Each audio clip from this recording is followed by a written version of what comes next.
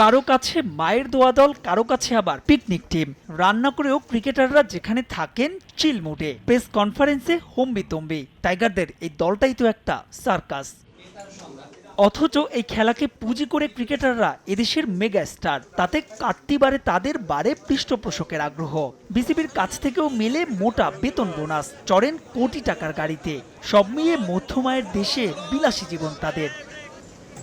কিন্তু যদি প্রশ্ন করা হয় বিনিময়ে কতটুকু দিয়েছেন তারা, সে কথা থাক, অন্তত দায়বদ্ধতার প্রশ্নও যদি ওঠে তাতেও কাঠকড়ায় উঠবে লিটন শান্তদের নিবেদন।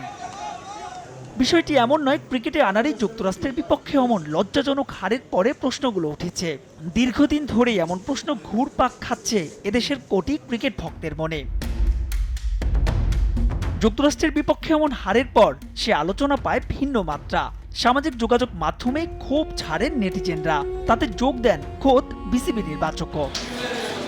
একথা অস্বীকার করার উপায় নেই, ক্রিকেট এদেশের মানুষের রন্ধ্রে মিশে আছে। ক্রিকেট মানেই আবেগ, শর্তহীন ভালোবাসা। তবে প্রতিদান হয় বলেই তো ভালোবাসা এতটা শক্তিশালী। তাই তো সাম্প্রতিক সময়ের সিরিজগুলোতে ফাঁকা গ্যালারি দেখে মনেই হয় হয়তো টান পড়েছে সে আবেগে।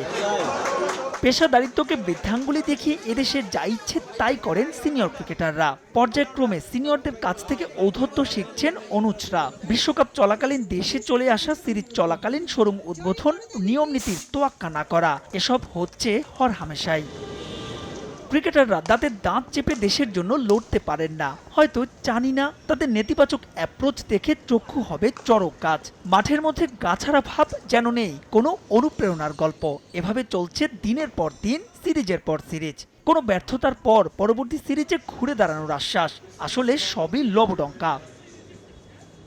অথচ একটা বড় ম্যাচ জিতলেই দাবি ওঠে বোনাসের। বিসিবি সেই দাবিও মেনে নেয় কদাচিৎ। তাহলে স্বাভাবিকভাবেই প্রশ্ন ওঠে, জিতলে যদি বোনাস মেলে তবে হারলে কেন নয় জরিমানা? প্রশ্ন ওঠে যুক্তরাষ্ট্রের মতো দলের বিপক্ষে হারে যদি না হয় শিক্ষা, শিক্ষাটা কবে হবে? ইতিহাস অবশ্য দেখাচ্ছে না আশার আলো। মাহবুব রিমন, সময় সংবাদ।